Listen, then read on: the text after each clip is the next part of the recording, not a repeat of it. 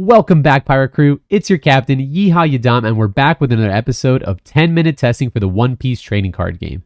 In this series, we'll be showcasing a deck through competitive gameplay and analyzing its position in the upcoming meta. So get yourselves a drink, and we'll get straight into the card by card. So here's the deck. We're going to do a quick little card by card to not take away from the gameplay, and we're going to be playing Kinemon. Kinemon is a new Wano Country 9-red Scabbards type leader that states active main once per turn. When you have one or less characters in play, reduce the play cost of the next 3 cost or higher Wano Country type character card you play from your hand by 1 during this turn. This makes it so many of your very strong Wano Country type cards can come down on a different curve, aka your Izo, Okiku, your Raizo, and your Odin, and the Yamato from OPO2. All these cards now become a little bit special because now your Okiku is a 2 cost or a 3 cost. Your Yamato is a 3 or a 4. Your Raizo is a 2 or a 3, and so on and so forth.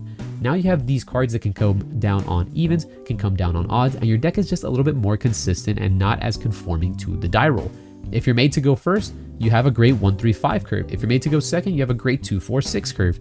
The deck really kind of does it all, and with the addition of a great boss monster in Kazuki Odin, giving Odin finally a character card that is worthy of his merit, the deck kind of does everything a little bit too well. It has great tempo in the early game, it has great stall in the late game using Eustace Captain Kidd, and we have a great aggression finisher in Kazuki Odin. So let's go with the card by card real quick. We've got still 4 Izos, 4 Okikus. In this deck, you don't want to skimp out on the 3 cost because Odin on KO summons a 3 cost Wano Country type card from your deck. So we want to max out on Izo, Okiku, and Raizo. Best 3 cost Wanos that we can find. We're playing 3 killers just for more defense and that stall game plan. We can finally play 4 Momos because Momo is now a very powerful card in this deck, being able to search up our Kazuki Odins, our Izos, and our Paradise Waterfalls, as well as our very powerful Yamato and Raizo search engines. We're still trying to play 2 Law. I'm not necessarily sure how well this card is, and the East didn't really play this card in Kinemon. I'm still trying it out. I theorized it would still be a good card because if I could use my Momo, play Law, and search, turn my Momo into a Raizo or an Okiku, that still seems very powerful to me. I'm still playing 1 Eustace Captain Kidd. I didn't want to go a 2-2 split because since I'm testing this deck out for the first time, I want to see what Odin's all about. I want to see what he can do, and I didn't really want to rely on Kidd because I feel like we've been doing that for a little bit too long. But he's still a very oppressive and strong card, and therefore should still be considered in your green deck. Raizo, fantastic tertiary search engine. We've got X-Drake. Man, X-Drake at 3? X-Drake more than Law? Yeah, I think this deck, X-Drake does a really good job at coming in because you can consistently have Okikus and Yamatos on the board for very low cost, making your X-Drakes very, very powerful. In this very hyper-aggressive tempo-centered meta, X-Drake comes down and deals with the board very easily, and his great stat line of 6k contests Whitebeard very, very well. And with 1 Dawn, he hits the magic number of 7 versus everyone else. We're playing 3 of the Odin for the above stated reasons. Yamato at 4, again, testing out the new cards almost at maximum because we really want to see what they're made of. A 6k 4 cost that can come down for 3 that rests anything 6 or lower? Sign me up. We're still rocking the 4 Capones, 4 Jewelry Bonnies because Bonnie is still Bonnie. We're getting 4 Oppos, 2 of the 7-drop Eustace Captain Kidd, 2 Paradise Waterfalls, and 2 Punk Gibson to round off our event engine. So let's go into the games.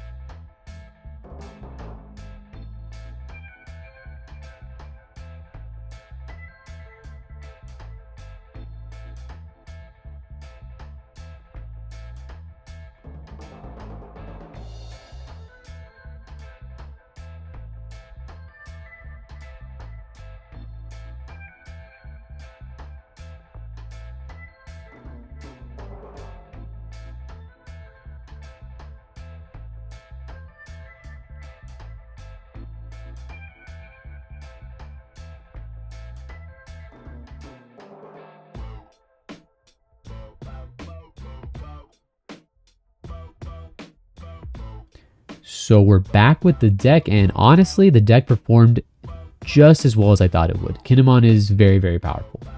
Almost every hand looked broken, I'm not gonna lie to you guys. Seeing Okiku is almost like an auto win versus early tempo-based decks.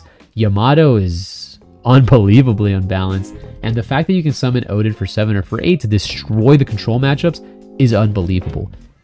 The cons of this deck, at least my current build, just didn't feel like it had enough counter power. I was lacking a lot of counter power if you count all the cards and maybe the events, right? Because if you tap out, the events don't really have counter. If you count every single card, there are 24 non-counter powered cards in my deck.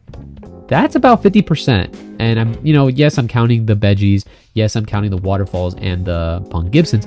But I think it's okay to count those cards because sometimes you do have to fully tap out for as much tempo as you can.